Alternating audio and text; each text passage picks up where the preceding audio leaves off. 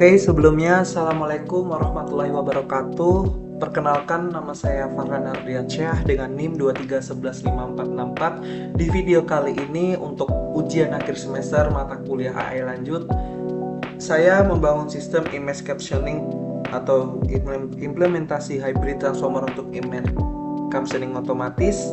Nah, pada awalnya model saya ini mengalami overfitting yang sangat parah atau yang parah aja.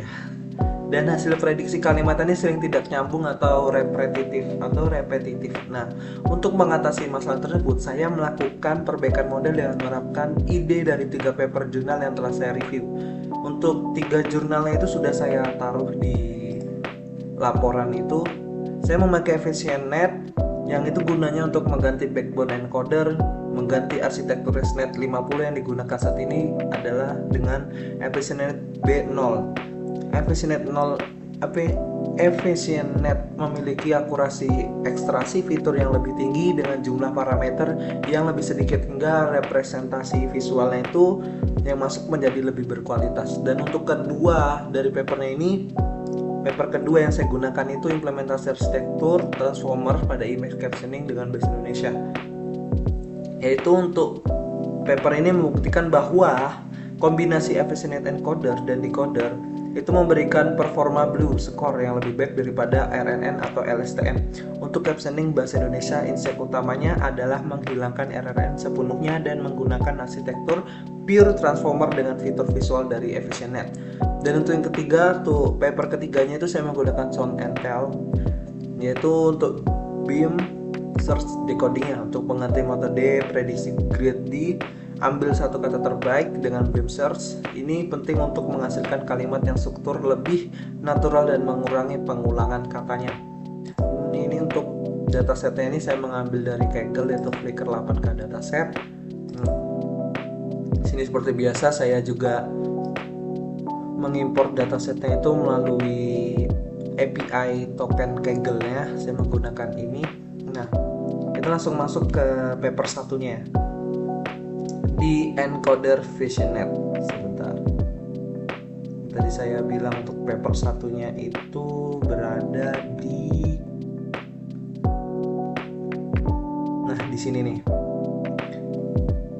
Nah, jadi di perbaikan pertama didasarkan pada paper yang pertama itu EfficientNet, saya sebelumnya menggunakan ResNet 50 yang arsitekturnya itu sangat berat. Berdasarkan paper ini saya menggantinya dengan EfficientNet B0. Nih, seperti ini EfficientNet B0. Nah, jadi penerapannya bisa dilihat dari kode ini menggunakan EfficientNet 0 sebagai encoder. Paper ini membuktikan bahwa EfficientNet mampu mengekstrak fitur gambar jauh lebih akurat namun dengan komputasi yang lebih ringan dibanding ResNet. Hasilnya model saya bisa memahami detail visual gambar dengan lebih baik. Nah, untuk paper keduanya itu di transform atau di NN-Drop 01-nya. Sebentar. Nah, ini. Nah, jadi untuk paper kedua di paper kedua ya. Masih di paper kedua itu selanjutnya untuk mengatasi masalah overfitting, di mana model hanya menghafal atau data yang saya latih. Saya menerapkan metode dari paper nasional karya Al Farouk tentang implementasi transformer pada image captioning. Ini penerapannya ada 2. Pertama, saya menambahkan augmentasi data berupa random crop dan horizontal flip pada tahap processing kedua. Saya mendapatkan layar dropout sebesar 0.1 pada arsitektur transformernya. Nah, jadi tujuannya adalah mempersulit proses training agar model dipaksa belajar mengenali pola objek secara umum, bukan sekedar menghafal pixel gambar. Ini membuat model lebih robust saat memprediksi gambarnya. Dan kita masuk ke paper ketiganya. Nah, yang di sini. Nah, untuk penerapan paper ketiga ini seperti tadi saya bilang itu metode decodingnya itu untuk memperbaiki kualitas kalimat yang dihasilkan agar tidak kaku. Saya merujuk pada paper klasik karya finalis yaitu berjudul Show and Tell yang tadi saya tunjukkan 3 paper itu di awal video. Nah, Jadi, paper ini menyarankan penggunaan beam search daripada greatly search. Nah, penerapannya saya membuat fungsi BEM atau search itu dengan K sama dengan 3 atau kandidatnya. Jadi saya bilang artinya saat membuat kalimat AI tidak langsung mengambil salah satu dengan peluang tertinggi, melainkan pertimbangkan 3 kandidat susunan kalimat terbaik secara bersamaan. Hasilnya, struktur kalimat EXPO menjadi jauh lebih natural dan manusiawi dibandingkan sebelumnya.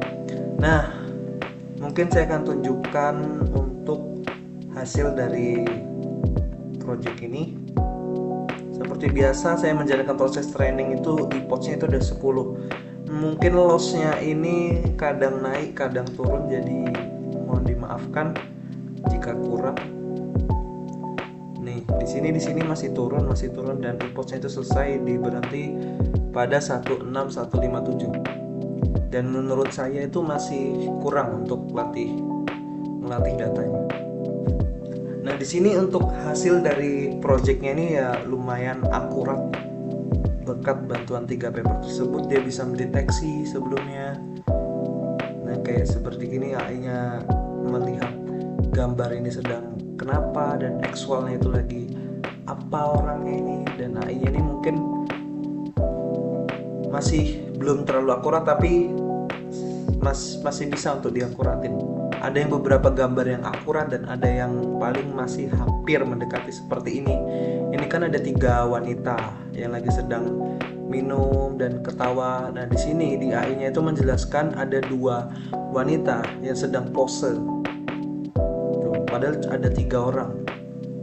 Nah, ini seperti ada anjing yang sedang lompat, padahal ini juga black lab jumps into the air gitu kan.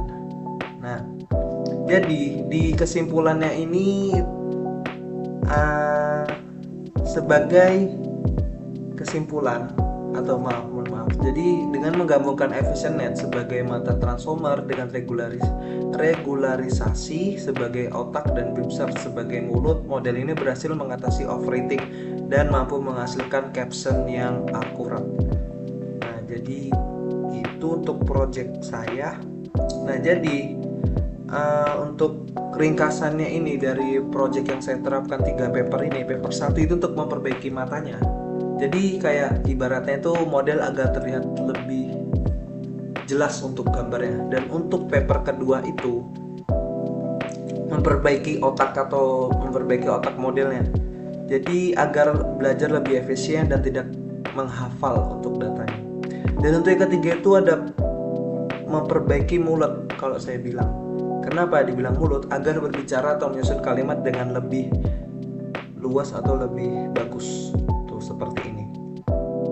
Nah, saya juga lagi mentraining lagi mentraining satu lagi, dan ini masih mentraining terus. Dan ini sama seperti yang saya kerjakan di awal itu. Cuman saya melatih ulang lagi supaya lebih bagus hasilnya.